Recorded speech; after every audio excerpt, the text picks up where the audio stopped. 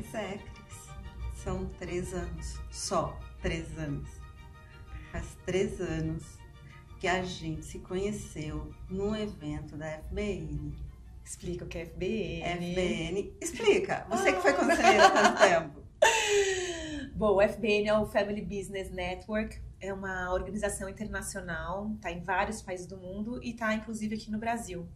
E aqui no Brasil são mais ou menos 200 famílias empresárias associadas e a gente discute tudo que está no meio do Family Business. E eu tive o privilégio de estar nessa organização desde 2017. 2019 fui convidada para entrar no conselho de administração, que foi um grande desafio. O primeiro convite para entrar num conselho de administração na vida.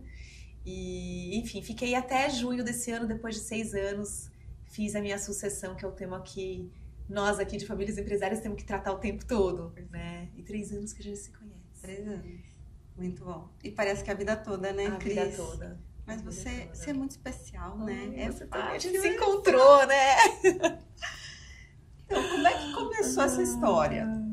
Eu escuto muito o nunca imaginei que. E aí, imagina, são 20 anos escutando isso das pessoas. E quem não está nas conversas não sabe a vida pessoal, não sabe os perrengues, os sonhos e o que a gente pode aprender com essas pessoas, sabe? E aí eu decidi criar um espaço para ter gente que eu amo aqui. Que delícia, obrigada. Gente muito privilegiada querida. por estar aqui. Eu agradeço. E para contar o que você achar que vale sobre tudo que você viveu, família, governança familiar. E daí a gente pode também entrar nesses assuntos, né, de governança familiar, de famílias, que acaba sendo parte da nossa vida também, para contar para as pessoas. Então eu começo contando um pouco da minha jornada, pode ser? Tá. Bom, eu vou contar o que o LinkedIn conta e vou contar o que o LinkedIn não conta, tá? Vou misturar um pouco dos assuntos.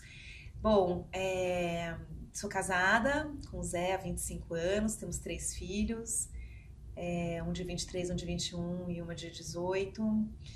Eu fortemente recomendo a relação de matrimônio, né? Porque eu adoro estar casada, acho que meu marido é meu grande companheiro.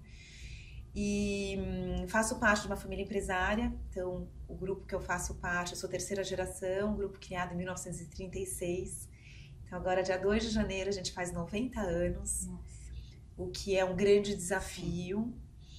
E sou formada em Direito, fiz pós-graduação e especialização em Marketing, que era uma área que eu adorava, aliás, adoro até hoje. Eu sempre quis ser juíza, então eu fui fazer Direito porque eu sempre me vi naquele papel, sabe, do bem contra o mal. Então eu era sempre do lado do bem, né? E fui trabalhar com um juiz aqui no Fórum João Mendes e aí eu vi que aquilo que eu estava fantasiando não existia. Mas o que foi também ótimo, porque me abriu uma outra porta. Eu sempre sou muito positiva, sempre gosto de ver o copo meio cheio. Aliás, o copo inteiro cheio.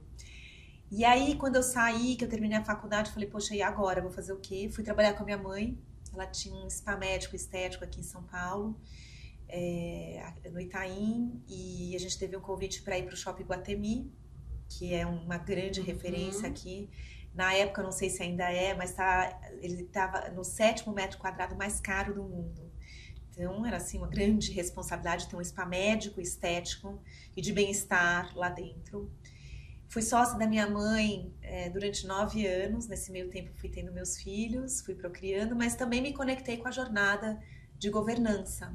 Então, a gente diz que a gente tem uma jornada de governança de mais de 20 anos lá dentro, porque a gente tem um marco ali, que foi o início de falar o que é governança, mas sem usar a palavra governança, que não era tão usada na época. A gente fez um trabalho para a nossa família empresária, então descobrindo quem poderia ser, qual o papel, e o papel assim, que eu sou apaixonada, nosso, é de descobrir o que verdadeiramente nos conecta, né? Onde eu sou realmente feliz e realizada, fazendo o que eu faço muito bem, porque quando a gente gosta, a gente faz muito bem, né? E é feliz fazendo. E é feliz. Pois é, a gente fala que como é que a gente faz para ser feliz, né? São tantas as perguntas, né? E muitas vezes é muito mais simples do que a gente imagina, né? E a gente tem o privilégio de trabalhar com o que a gente gosta. Sei que todo mundo não tem esse privilégio, mas a gente tem esse privilégio, né? E, enfim, fui me conectando aos poucos com a governança, o que era, né, saber o que era uma família empresária, o que é uma empresa familiar, tem uma diferença aí, mas enfim, somos os dois, né? E fui me apaixonando por essa jornada de governança. A gente fez uma jornada muito bonita dentro do nosso grupo, né, de transformar o encontro de primos num conselho consultivo, depois num conselho de administração, e aí veio a palavra, né, o que mais que a gente pode fazer? E aí a gente entendeu que a gente podia montar a governança familiar e a governança societária também. Então, de novo, me descobri, eu gosto muito de pessoas, e aí me descobri fazendo esse papel de governança familiar, me conectei com esse papel e aí fui convidada para ficar coordenando o nosso comitê, nosso conselho de família. Fiquei nesse papel durante quase 6 anos e um papel que me trouxe muitos aprendizados, muitos desafios, mas também fez, assim, teve um papel muito importante na minha vida pessoal e profissional. E aí eu conto um pouquinho por quê, daqui a pouquinho. Depois de montar a governança familiar, a gente foi montar a governança dos sócios, né? Entender o que era realmente ser um acionista, né? Um acionista responsável, um acionista contributivo, um acionista que faz o negócio crescer e prosperar. Então foi uma jornada super bonita também. Aliás, é uma jornada, porque a gente começa e nunca termina, né? E aí eu fiquei muito feliz nesse papel de governança familiar, mas aí eu cheguei um momento que eu falei, poxa, já fiz minha contribuição, isso aqui pra mim como se já deu, né? Acho que outras pessoas têm que assumir esse papel, entender os desafios que esse papel traz, que são muitos, né? De você preparar uma família empresária para o futuro. Então, acho que a minha grande contribuição, além de montar isso do zero, minha maior contribuição foi trazer um pouco mais união familiar, que a gente começou a se encontrar de uma maneira muito mais organizada, para discutir os negócios ou para brincar e se divertir, porque tem que ter esse viés de divertido e leve, sempre. Mas depois disso, minha grande contribuição, que talvez seja a maior contribuição, é que na minha gestão a gente pôs uma família, a gente trouxe o papel de uma família muito mais organizada através de uma escola de acionistas, futuros acionistas, e trazendo também o papel dos nossos escolhidos, nossos agregados, nossos cônjuges, para dentro dessa escola. Porque a gente diz, né, que todo mundo tem que ser feliz e realizado dentro da sua jornada, independente da jornada que a gente escolheu. Então, acho que essa foi minha grande contribuição. Quando eu fiz a minha sucessão para o meu primo, foi muito difícil tomar decisão, porque eu realmente gostava muito do que eu fazia. Eu fiz minha sucessão para o meu primo, veio um grande hiato aí, uma pergunta assim, poxa, e agora? Eu vou fazer o quê? Porque aquilo me tomava de segunda a sexta, o dia inteiro, de manhã, de tarde, de noite. Porque era pensar onde a gente ia fazer o encontro, como a gente ia se encontrar, qual era o papel da família, a gente se encontrar no final de semana, fazendo uma programação divertida, leve, ao mesmo tempo que trouxesse união, trouxesse propósito, trouxesse os nossos valores. Então, assim, foi uma contribuição bem, bem grande. E aí eu parei e pensei, poxa, tô praticamente desempregada aqui, porque eu só trabalhava como sócios, né? E eu falei, e agora? Vou fazer o que da minha vida? Eu fiz uma curadoria de carreira, e aí nessa curadoria de carreira foi muito legal, porque ela me fez algumas perguntas, e das perguntas o que você tem 10 mil horas? E eu parei pra pensar, eu tinha 10 mil horas em 3 assuntos, não veio ao caso dos outros 2, mas enfim, eu tenho 10 mil horas, minha contribuição é dentro de família empresária, empresa familiar e governança. E ela falou, você não percebe que você já faz consultoria, mas sem cobrar? Porque as famílias me pediam, vem aqui, monta nosso encontro de família, ou vem aqui, me fala o que eu tenho que fazer para montar o conselho de família. E eu fazia muito organicamente, do jeito que eu aprendi. Eu aprendi escutando. Claro que eu fiz muitas aulas, participei de muitos cursos, mas o que mais me ensinou foi trocar com outras famílias. Eu já te vi facilitando. Né? E isso. É a sua vida, né? Que você consegue fazer todos os links e ter uma sensibilidade, porque você já passou por aquilo, eu já vi isso. E o que eu amo fazer. Então, faz 3 anos que eu abri a minha empresa de mentoria, de consultoria para famílias empresárias, e tem sido uma jornada super bonita, desafiadora, e eu gosto de desafios, né? Sempre tá aqui, eu sempre quero mais.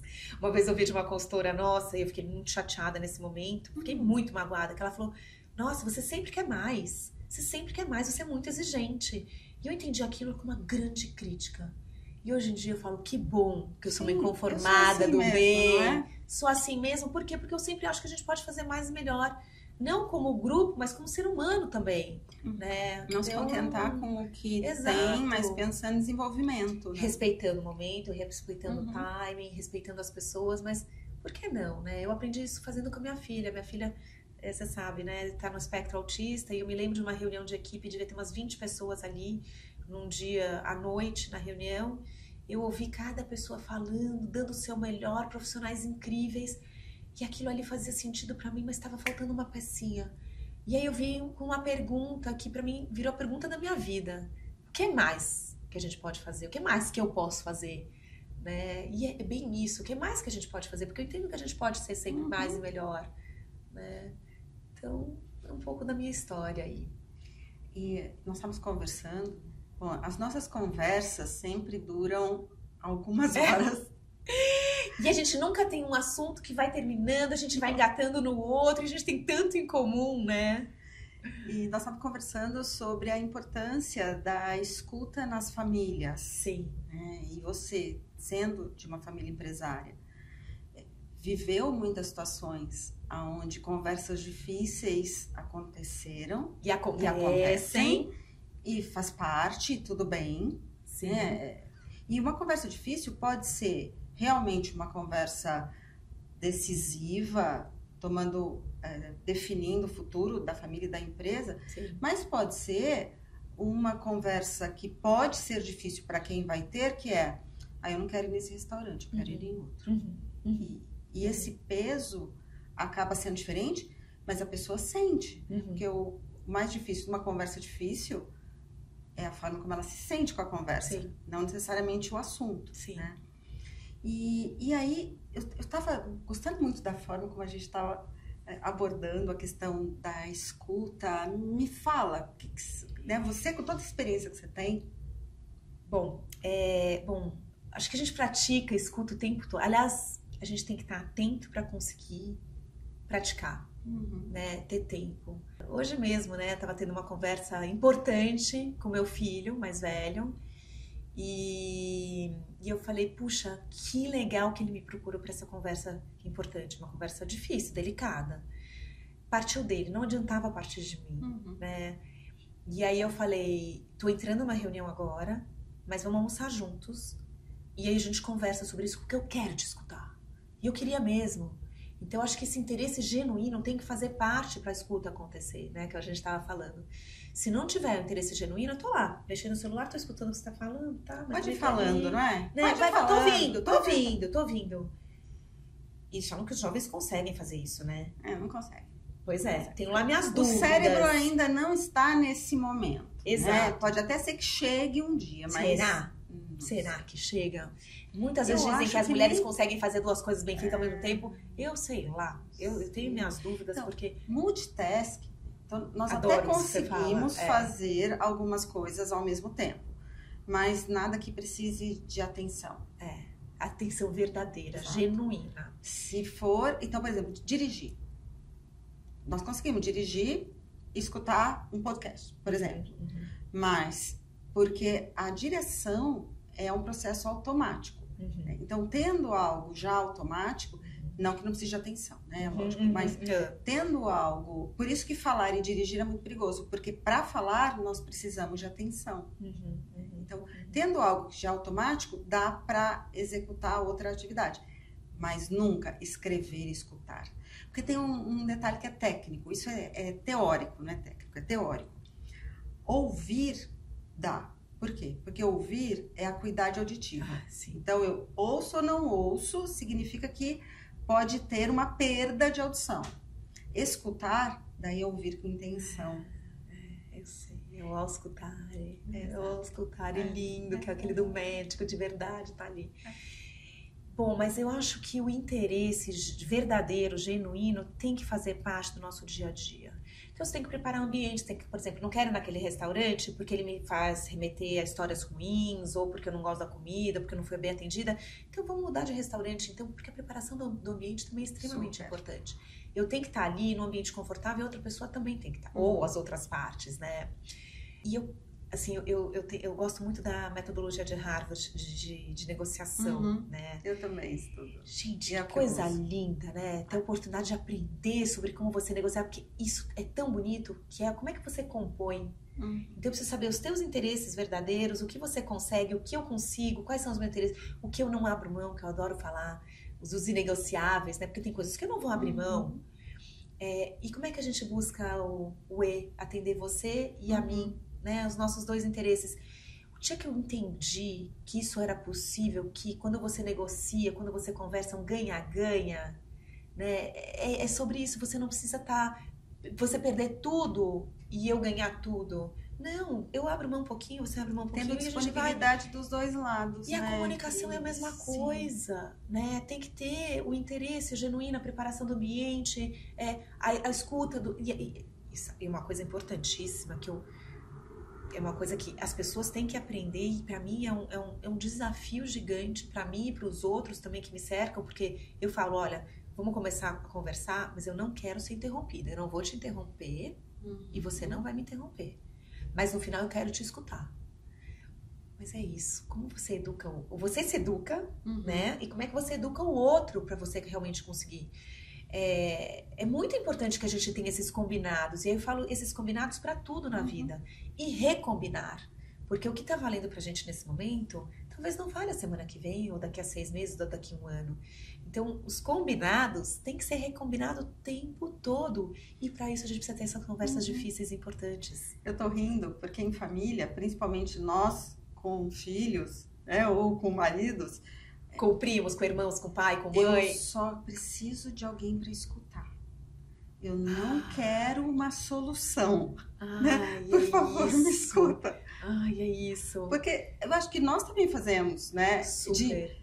Às vezes para ajudar. Pronto, porque a gente gosta, porque a gente quer cuidar, né? Então, como é que a gente... Exatamente. Né? É um pragmático. Olha, e agora sou eu que tô rindo, porque eu tive exatamente essa questão com meu marido esse final de semana.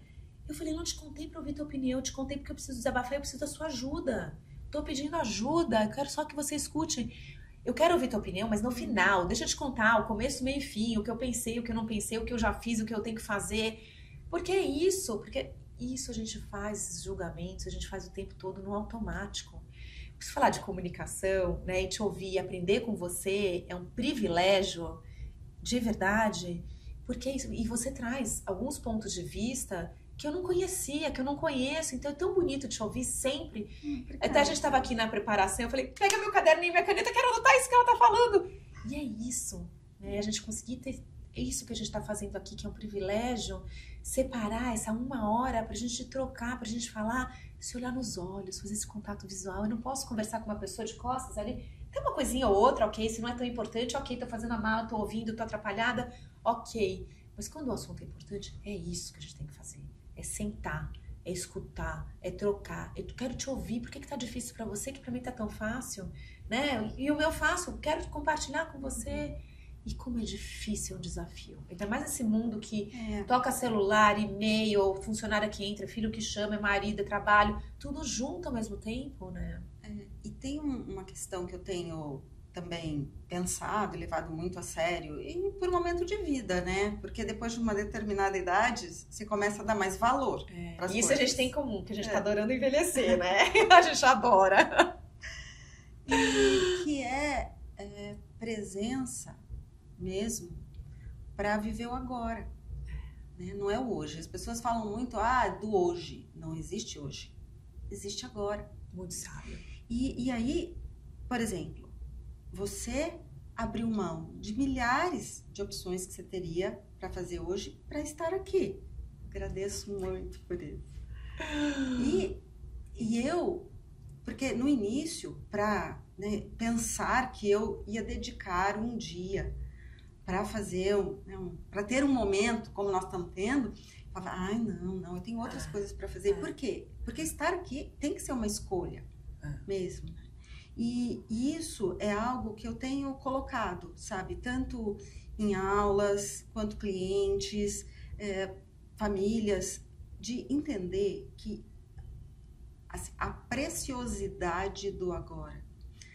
E o quanto que essa escolha, ela tem que ser consciente.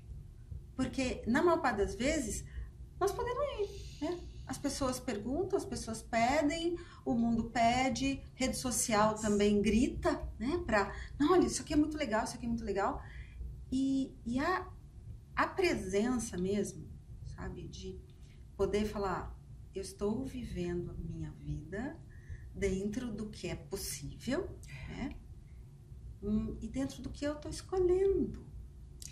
Nossa, você tocou num ponto que são as escolhas. Eu digo que eu aprendi com uma pessoa que morreu há algum tempo, que fez uma escolha que eu não faria, né? Que era do tratamento, enfim, uma pessoa muito próxima. E ela me deixou um aprendizado muito doído, mas muito bom, que é sobre as nossas escolhas. E uma amiga minha, enfim, duas amigas, agora me ocorreram esse caso, duas amigas que tiveram questões com os pais, um porque era diabético, não se cuidou durante a vida, e aí de repente começou a ir para o hospital, eu falei, e ela muito preocupada, e ela se sentindo culpada de não poder dar atenção, porque tem a vida dela no paralelo. Eu falei, para e pensa que isso foi a escolha dele, de uma vida de não se cuidar. É duro você ouvir, mas no momento que você assimila, que é muito verdadeiro, hoje você tem escolhas, todo mundo tem escolhas normalmente, né? Na maior parte do tempo a gente tem escolhas. E cabe a gente aceitar, né? Então, um outro pensamento que me veio, que eu tenho... Então, hoje de manhã, estava lá pensando nessa história da aceitação que traz leveza para nossa vida. Até escrevi um texto que uma hora eu vou publicar no LinkedIn, um desabafo da aceitação. Que quando a gente aceita, mesmo que o momento seja difícil, claro que tem momentos extremamente difíceis, mas quando a gente aceita, traz um pouco mais de leveza para nossa jornada, que muitas vezes tem muitos desafios. E é difícil, né, muitas vezes, mas quando a gente aceita, sabe, é um sopro no coração e eu acho que a vida fica um pouco mais leve. Enfim, são aprendizados da vida, né, que vem com a idade, com a maturidade. Isso é tão bom. E dentro uma das aulas eu vou só fazer isso, que foi outro link que me veio, né, que a gente já tá falando que a gente tá adorando envelhecer, e a gente tem que usar a palavra envelhecer cada vez mais, porque se a gente tá ficando velho, porque a gente tá vivo, a gente tá respirando, né, se eu não envelhecer, é porque eu morri, então... É o que eu penso. Essa aula, pra mim, foi tão bonita, porque ele transferiu essa coisa de estudar a longevidade da família empresária, passagem de bastão. Cada vez a gente tá vivendo mais, né? Então dizem que a gente já nasceu a geração que junto comigo vai viver até os 120 anos, com qualidade de vida. E como é que a gente faz isso? Como é que a gente trata isso dentro das famílias empresárias? Né? Como é que a gente faz essa passagem de bastão acontecer, a sucessão acontecer, se a gente vai viver? É uma decisão... Não é? Muito difícil. E aí a gente vem em outra questão, que são os tabus, são os medos, são os receios. E como é que a gente faz essa preparação, né? Então, eu hoje de manhã estava numa reunião, enfim, bem legal, mas desafiadora, e eu falei, esse lifelong learning, esses aprendizados, esses nossos estudos, não tem que ser só pro lado profissional, tem que ser pro nosso lado pessoal também, né? E é lindo de ver como isso se conecta. Então, a partir do momento que eu sou um ser humano melhor, eu sou uma melhor profissional. A partir do momento que eu sou uma melhor profissional, eu sou um melhor ser humano. Tá muito ligado. E o humano vem antes. Eu adoro aprender com você, que tem esse assunto tão lindo de comunicação, de famílias empresárias e muito mais, né? Aliás, dica, famílias empresárias, contratem a Cláudia para fazer um trabalho de comunicação, para aprender a dialogar, para aprender a escutar. E você sabe que Ela morre de vergonha quando eu falo, né? Mas Obrigada. Tem que aceitar, né? Tem que aceitar e agradecer, isso mesmo. Obrigada. Tá, e outra coisa, a gente não tá habituado a receber elogios. Quando eu me dei conta disso, que eu não sabia... A crítica a gente aceita, a gente fica chateada, tal, mas a gente aceita. E por que o elogio a gente não aceita, E na maior parte das vezes que você dá aula, você faz... Ok, tá tudo bom. Peraí, deixa eu ver se tem aula. E é esse aqui que fala, deixa eu ver onde eu tenho que melhorar.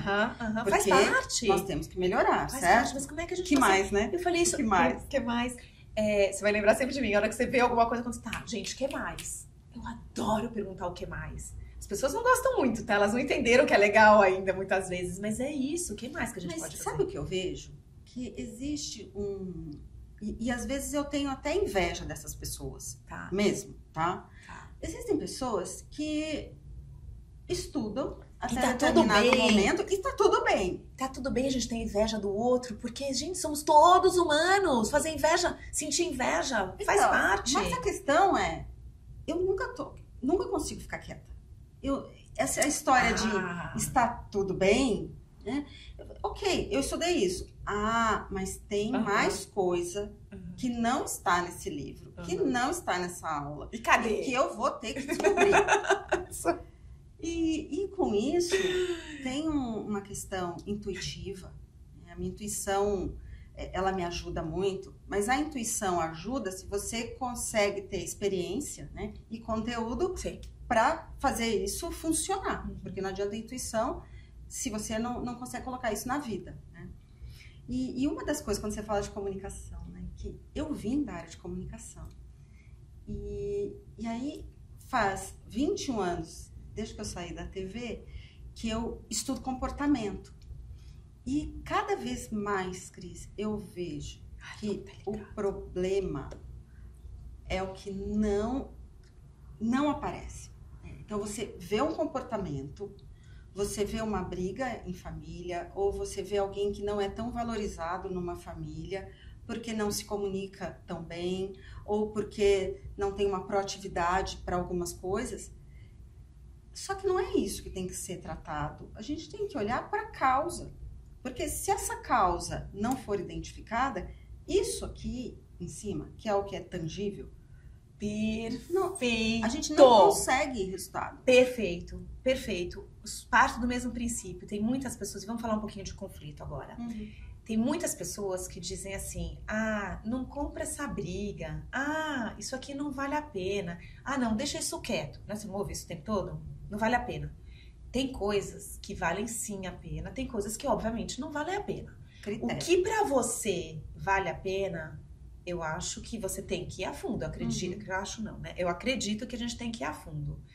E tem que compor. Quando a gente fala de família empresária, ainda mais quando as gerações vão crescendo, né? Então tá na, sei lá, terceira, quarta, quinta, sexta geração. Se você não cuida do que a geração anterior te deixou, pro bem e pro mal, quando é pro bem, ok, tá todo mundo crescendo em harmonia, tá todo mundo conversando, tá todo mundo convergindo, mas a gente não pode ter medo dos conflitos. Os conflitos vão aparecer e a gente precisa normalizar os conflitos. Isso pra mim foi um baita de um aprendizado, que quando a gente normaliza e aceita os conflitos, fica tudo mais leve e busca soluções. Como é que a gente, se é comportamento, se é não sei o quê, se é, né, vamos tratar, mas precisa descobrir a causa. E para isso a gente precisa trazer outro conceito que eu amo falar, que é a coragem. Então você tem que ter alguém ali com a bandeirinha dentro da família falando, nós vamos mexer sim nesse assunto. Mesmo que ele seja muito intenso, tenso, difícil, a gente precisa. Porque se a gente não cuida do conflito naquela hora, tem uma espiral do conflito que vai parar lá na frente, sei lá onde vai parar. Né? A gente tem aí os filmes, as séries, minisséries que estão aí para provar, novela, para provar o potencial. E até os próprios números de famílias empresárias, né? Daqui a pouco a gente até pode voltar nesses números. Mas se você não tem a coragem de mudar o que não tá bom, aquilo vai escalar. E eu vejo que tem que ter um líder, né? Tem não, um líder é corajoso. Líder, mas tem que ter um líder ousado, corajoso. Com carinho, com amor, mas tem que seja ter, respeitado também. Muito. A questão do respeito é essencial. Se não tem o respeito que a gente estava falando, se não tem o respeito, não tem diálogo. Por isso, às vezes, você tem que mudar o interlocutor. Você não pode falar porque você está envolvido na família. Então, você tem que chamar uma pessoa de fora para falar. Que também tem um outro olhar. Outro olhar e uma outra comunicação e uma outra entrada. Uma outra história. E é isso, e tá tudo certo. A gente tem que mudar o interlocutor. Mas voltando pro conflito, que é uma coisa que eu adoro falar, eu tinha muito medo do conflito. Por isso que eu gosto de falar desse tema. Porque conflito é ruptura, é briga, não é coisa boa. É dor, né? E aí eu vi, enfim, numa dessas coisas que eu estudo fora, que congressos, enfim, eu ouvi que 2/3, e esse dado específico e cirúrgico, que 2/3 dos conflitos dentro das famílias empresárias, estudado, é dado, é pesquisa, 2/3 dos conflitos são positivos, porque cabe a nós a resolução, tem a escolha. Então tudo está muito conectado, né? Então assim, é bom ter conflito? Às vezes sim, às vezes não. mas ele vai acontecer mais cedo ou mais tarde, numa geração, numa outra, num momento ou no outro. Então a gente realmente precisa trabalhar os conflitos da melhor maneira. Como é que a gente trabalha conflitos? Comportamentos, diálogos, escuta, terapia. Entender o outro, né? Entender o outro, escutar o outro, negociar. Eu abro mão de uma coisa, você abre outra. E a gente não pode ter medo disso. Porque se a gente tem medo disso, muita coisa fica parada. Outro dia eu ouvi uma frase assim: ah, mas aqui a gente tem uma divergência enorme, é melhor deixar quieto, deixa pra gente resolver mais pra frente quando a gente for naquela reunião XPTO, que era uma reunião sem interlocutores, ali uma reunião só da família. E aí eu falei, gente, eu acho perigoso tocar num assunto espinhoso, querer jogar pra frente é ótimo, né? Você não tem problema agora, então quem sabe esse problema nem surge lá na frente. Eu falei, gente, não é melhor a gente ter um interlocutor aqui, um mediador de conflito, né? Que faça esse discurso, esse diálogo, que intervenha nessas conversas para ter uma negociação. Porque, gente, uma vez eu ouvi da Valéria Santoro uma coisa que assim, tem várias verdades. Tem a minha verdade, tem a sua, tem de todo mundo. E aí, como é que a gente compõe? Negociando. E como é que a gente negocia? Escutando, dialogando, e tendo alguém de fora que não tem envolvimento emocional, ajuda, ainda mais considerando nossa amiga Valéria. Pois é. Que por si só já traz paz quando entra. Né? Mas é bem complexo. Assim. Essa história da gente se comunicar e mediar conflitos, que é o que a Valéria faz, gente, pra mim é incrível. De repente ali, eu quero fazer muito, assim, tá? Em 2027 tá no meu planejamento. 2026 já tem um curso ali longo pra fazer. 2027 eu tenho super interesse de fazer mediação de conflito. Não só para atuar com outras pessoas, com outras famílias, mas para mim, porque eu acho que ele traz clareza de ideias, organização, né? E que bonito que é quando a gente pode dialogar, que a gente pode trocar, que a gente pode escutar, que a gente tem tempo, né? Genuinamente, verdadeiramente. E reserva o tempo, né? Porque tem uma questão de, vamos. Só que daí a pessoa chega atrasada e conversa rapidinho, não está ali, né? Só tá ali no celular, compromisso. Né? E é a questão de escolha mesmo. Sim. E tem um ponto importante que é... Eu tô me lembrando de uma história que uma vez meu celular quebrou. Eu fiquei 2 semanas sem celular. Fiquei super brava com a empresa, porque foi, enfim, um problema... Talvez vários problemas de comunicação, né? Mas eu fiquei 2 semanas sem celular. E o ano passado, de novo, eu fiquei 2 semanas sem celular viajando. Nossa. O começo ali foi difícil assimilar. Mas, gente, sem celular existe vida. E talvez uma vida com muito mais qualidade do que essa que a gente tem hoje em dia. Que você tem que ligar, que você tem que responder, que você pega e-mail, que você olha Instagram, que você responde LinkedIn. Tudo ao mesmo tempo. Que loucura, né? Essa informação. As coisas entram na nossa vida, né? Sim. E aí a questão é colocar mesmo prioridade. Isso aqui é de noite. De noite eu olho. Agora eu tenho que focar. Ou semana que vem, tá tudo bem. Né? A gente não precisa responder tudo o tempo todo pra todo mundo. Ninguém mais dá conta. Ninguém mais dá conta. Não dá. A gente vai ter que ter uma ruptura aí com algum momento ali. A gente tem que rever essas histórias. E a gente fala, né, nós duas aqui, nós estamos conversando, e o que me vem, e é algo também que eu falo em aula, né, as relações acontecem no entre. E o entre é o diálogo. Não dá para você conhecer o outro... Não dá para o outro te conhecer, não dá para você entender a realidade do outro, o olhar do outro. Por isso, eu sou super a favor que quando a gente fala de conselho, a gente conheça os conselheiros que são nossos pares fora dali, fora da mesa de trabalho. Então chama para um café, vai no happy hour, chega meia hora antes para jogar a conversa fora, falar de filho, marido, viagem, final culinária, qualquer coisa, mas você precisa conhecer o outro. Em todos os lugares, no trabalho, na mesa de conselho, dentro da família. Por isso que a gente diz que família que brinca junto se permanece unida. E aí vou fazer até um link com ela. Eu falei, agora daqui a pouco a gente fala de dados de famílias empresárias. E esses dados para mim foram alarmantes as primeiras vezes que eu vi. Aliás, são alarmantes até hoje. Sim. Porque a gente diz que 90% das empresas no Brasil são empresas familiares. Micro, médio, grande, gigante, enfim, não importa. Mas são famílias empresárias. 90%. E por que desses 100% de empresas que são criadas a todo instante, por que somente 30% consegue passar o bastão para a primeira geração? O que acontece? 30% passa, 90%, 70% fica na primeira geração e não vai para frente. E esses dados só pioram. Quando a gente fala da passagem de bastão, da primeira para a segunda geração, então vai 30%. Da segunda para a terceira, diminui de novo por 3, vira 10%, chega na terceira geração. Quarta geração, de novo, divide, 3% chegam na quarta geração. E a primeira vez que eu vi esses dados, a gente já tinha a quarta geração quando eu vi. Falei, poxa, somos sobreviventes. E qual o segredo de chegar lá? Né? Como é que a gente chega na quarta, na quinta? A gente tem gerações aqui no Brasil, empresas que já estão na 7ª geração, 8ª geração, que são pouco faladas, pouco exploradas, mas a gente tem. Né? E qual é o sucesso para você chegar lá? Com certeza, a gente fala de planejamento estratégico, planejamento sucessório, governança, falta de uso de governança, tudo isso né? É importante. Porque tudo isso é importante.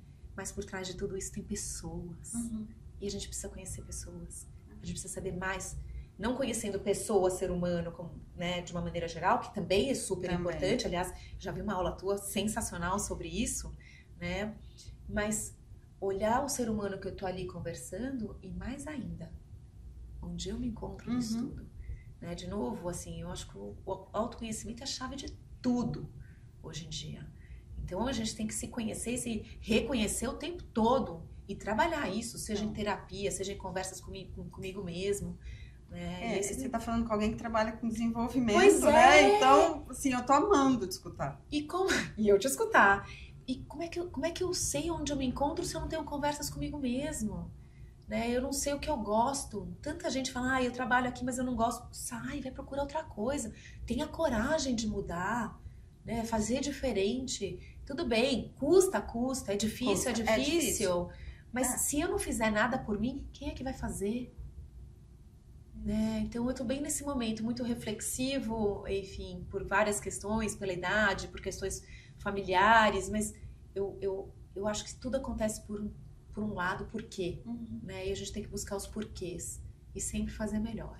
Isso você coloca no mundo, eu vejo. Ai, que bom que eu consigo transmitir um pouquinho dos meus aprendizados. Isso é propósito, né? Que lindo a gente poder trabalhar com o que a gente ama. De novo, né? Privilégio de trabalhar com o que a gente ama. E que a gente aprende o tempo todo, né? A gente aprende se escutando, a gente aprende conversando. É linda essa jornada, né? É um presente na nossa vida. E um trabalho que é tão significante, né? Tem tanto propósito que a gente nem devia chamar de trabalho, né? Falo isso, gente, não é trabalho, é gostoso, é diversão. Pois é. Tudo bem que às vezes no meio da reunião é difícil, tem reuniões que são muito complexas, você fala, ai, que pesado, que difícil. Gente, mas de novo, é uma jornada de aprendizado, de novo, né? Acho que todo mundo devia ser mais exigente na vida, como eu sou, né? Um exigente com carinho, com amor. Não é o que mais. E um trabalho que traz pessoas muito especiais, né? Os anjos aparecem, basta a gente estar atento. Não é isso? É isso. Obrigada. Ai, que delícia estar nessa conversa com você. Eu podia ficar aqui horas conversando, né? Fazendo essa troca que sempre é tão verdadeira e tão genuína. E a gente vai ter outras pautas. Que delícia. Daqui a pouco. Que as famílias empresárias possam entender isso que a gente está falando e não só escutar, o auscultar e colocar isso em prática. Porque quem sabe esses números não aumentam, né? Esses 70% viram 80%, né? Aliás, virem 65%, né? No caso. E que a gente possa trabalhar mais essa coisa de fortalecer as famílias empresárias, porque as empresas familiares ganham com isso. Aliás, o mundo ganha com isso. Se 90% das empresas aqui no Brasil e mundo afora também, a maior parte são empresas familiares, olha o que a gente tem a ganhar, se comunicando e dialogando, né? Prazer estar aqui com você, minha querida. Obrigada. Obrigada a você.